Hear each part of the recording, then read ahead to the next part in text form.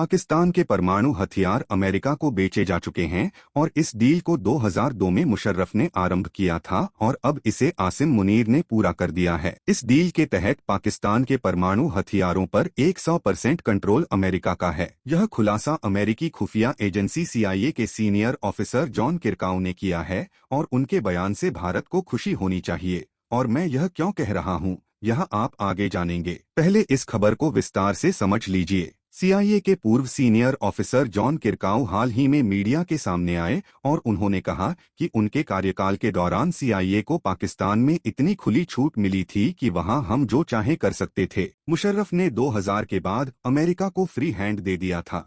इसके बदले अमेरिका ने मुशर्रफ और पाकिस्तानी सेना के कई बड़े अफसरों को भारी लाभ दिए और अरबों डॉलर के बेनिफिट दिए गए।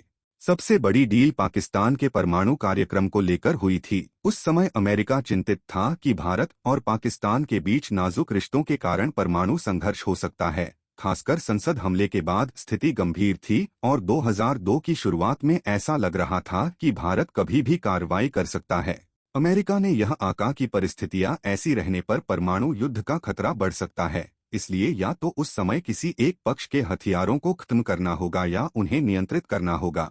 और पाकिस्तान को नियंत्रित करना अमेरिका के लिए आसान लगा। मुशर्रफ को भारी बेनिफिट दिए गए और फाइनल डील में पाकिस्तान के परमाणु कार्यक्रम का पूरा कंट्रोल अमेरिका के हाथों में आ गया। कुछ रिपोर्ट्स में तो यह भी कहा गया कि डील के अनुसार जब तक पाकिस्तान पर कोई परमाणु हमला नहीं होगा, पाकिस्तान इन हथियारों का इस्तेमाल नहीं कर सकता क्योंकि अमेरिका के पास नियंत्रण है। CIA के जॉन किरकाउ के बयानों को ऑपरेशन सिंदूर के नतीजों से भी समर्थन मिला है। पहले जब छोटे छोटे एयर स्ट्राइक होते थे तो पाकिस्तान परमाणु हमले की धमकी देता था, लेकिन ऑपरेशन सिंदूर में जब भारत ने व्यापक सर्जिकल स्ट्राइक और एयर स्ट्राइक की तो पाकिस्तान की तरफ से कोई परमाणु हमला नहीं हुआ और बड़ी धमकी भी नहीं आई। ऑपरेशन सिंदूर के दौरान भारत ने उन सुविधाओं पर भी हमला किया जहां पर माना जाता था कि परमाणु कार्यक्रम चलते हैं। और इसके बाद अमेरिकी न्यूक्लियर एक्सपर्ट्स और स्पेशल टीमें नूर खान बेस और किराना हिल्स जैसी साइट्स में गए और वहां होने वाले नुकसान और स्थिति का आकलन किया।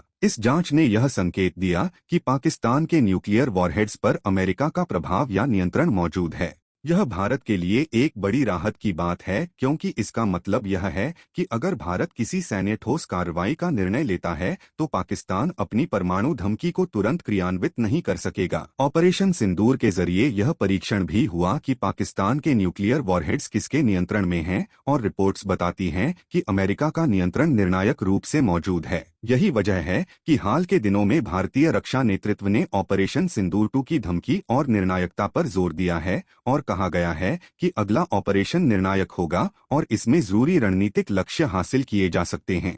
CIA के पूर्व ऑफिसर की रिपोर्ट इस पूरे संदर्भ को पुष्ट करती है। हालांकि हर कोई इसे अलग तरह से देखेगा, पर तथ्य यह है कि अगर पाकिस्तान के परमाणु वॉरहेड्स पर किसी दूसरे देश का नियंत्रण है तो वह भारत की रणनीतिक स्थिति में बड़ा बदलाव लाता है।